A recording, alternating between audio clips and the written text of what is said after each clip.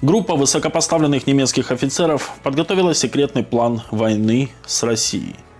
Документ, разработка которого началась около 2,5 лет назад, состоит из 1200 страниц.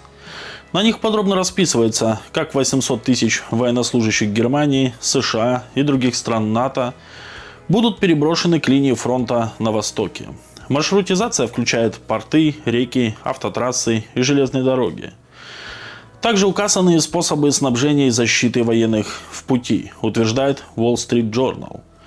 В публикации отмечается, что двойное назначение новой инфраструктуры было в Германии нормой в годы Холодной войны. Но после ее завершения построенные туннели и мосты часто оказывались слишком узкими и непрочными для прохождения военной техники. Кроме того, по оценке немецких властей, 20% магистралей и более четверти мостов нуждаются в ремонте, а порты на Северном и Балтийском морях требуют модернизации, стоимость которой оценивается в 15 миллиардов. Узкие места на карте – один из самых тщательно охраняемых секретов плана, пишет Wall Street Journal. Что же это было? Вброс? Слив? С какой целью все это? Информация о том, что Германия разрабатывает планы по переброске 800 тысяч военнослужащих на восток, появлялась и ранее. Так что это секрет Полишинеля, считает советник президента Российской ассоциации прибалтийских исследований Всеволод Шимов. Так что это? Штабные игры или начало реальной подготовки к нападению на Россию? Что значит предотвратить войну? По мысли стратегов Бундесвера. Россия рассматривается Германией как вероятный противник. Соответственно, вполне логично иметь подобный план на случай военного столкновения с ним. В нынешней международной обстановке в этом нет ничего удивительного и экстраординарного. По версии Wall Street Journal, особое внимание в плане обращено на ветхую инфраструктуру самой Германии. Большие проблемы с переброской и снабжением войск, которые возникнут у Бундесвера на Восточном фронте. Может быть, войну с Россией лоббируют дорожно-строительные компании, производители металлоконструкций и тому подобное в расчете на крупные подряды. Здесь все по классике. Кому война, кому мать родна. На подготовке к войне золотятся многие, не только строительные компании. Более того, это можно рассматривать как своего рода экономический драйвер, такое военное кейнсианство, чтобы перепрошить буксующую европейскую экономику. Так а денег-то у них хватит, где они возьмут? Это потребует урезания социальных расходов и субсидий.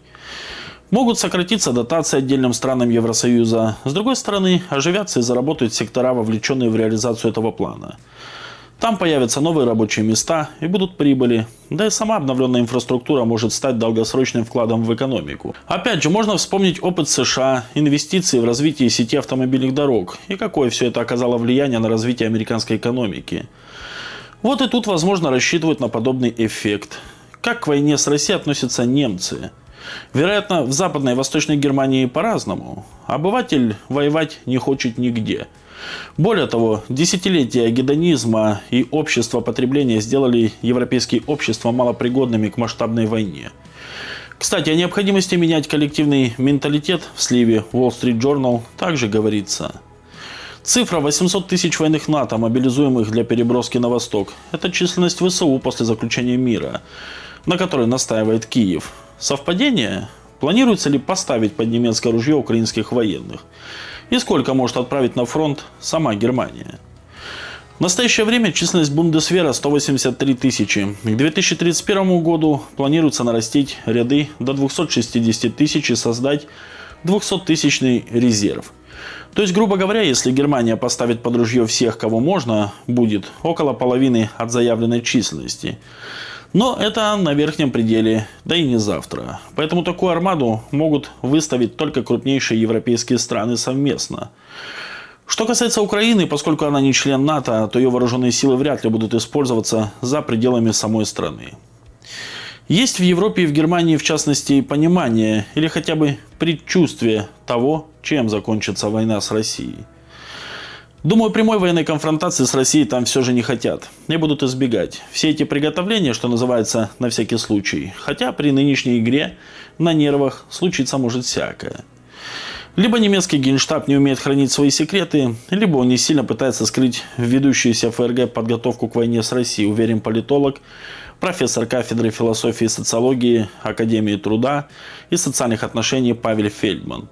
Обе версии имеют право на существование. В конце концов, катастрофическое положение армии и военной инфраструктуры Германии скрывать уже невозможно.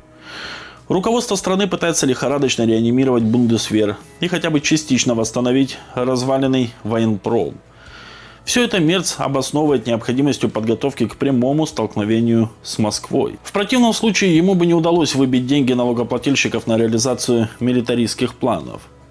А кто главный выгодоприобретатель всего этого? Оружейники, дорожники.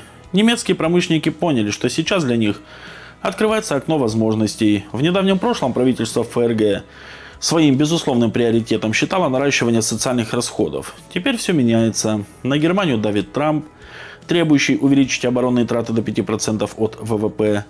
Европейские лидеры с пеной у рта убеждают американского президента в том, что к категории военных расходов следует относить деньги, выделяемые на дорожное строительство. Они утверждают, что дороги послужат для перевозки военных грузов и переброски войск НАТО. Похоже, Трампа устроили эти аргументы. Теперь соответствующая отрасль становится золотой жилой для освоения государственного бюджета Германии. На этом заработают не только подрядчики, но и представители военного лобби в системе власти. Наверняка американские компании тоже поучаствуют в реализации подобных проектов на европейской земле. На украинскую армию они уже не рассчитывают, тоже, между прочим, почти 800 тысяч человек. Но, видимо, предполагается, что к моменту гипотетического столкновения между Россией и Германией от ВСУ уже ничего не останется. Российская Федерация будет иметь 2-миллионную армию на пике своих технических возможностей и боевого потенциала. А вот Берлину придется лихорадочно искать добровольцев, чтобы укомплектовать свои вооруженные силы. Если техническое отставание Бундесвера еще как-то можно компенсировать многомиллиардными вливаниями в оборонную промышленность, то найти боеспособные кадры будет попросту невозможно. Человеческий фактор – ахиллесова пята всех западных армий. Европейцы стали инфантильными гедонистами. Заставить их нести тяготы реальной войны почти невозможно. На какие шиши они готовятся вооружиться? И что на это скажут налогоплательщики? С деньгами в Европе тоже все крайне проблематично. Ранее власти Германии добровольно отрезали свою страну от ядерной энергетики и доступного российского газа. Теперь немцы решили повысить порог государственного долга, а по факту за милитаризацию придется платить трудоспособному населению, который и так уже тащит на своем горбу армию мигрантов, беженцев и прочих получателей социальных преференций. Все это углубляет раскол между регионами и ключевыми политическими силами ФРГ. Избиратели пока реагируют протестным голосованием. Но правительственный кризис может наступить в любой момент. Не исключено, что Мерц целенаправленно слил свои милитаристские планы прессе ради банального отвлечения внимания от плачевного положения дел в экономике ФРГ. Вот такие новости, друзья. Подписывайтесь на канал, ставьте лайк и обязательно оставляйте свои комментарии.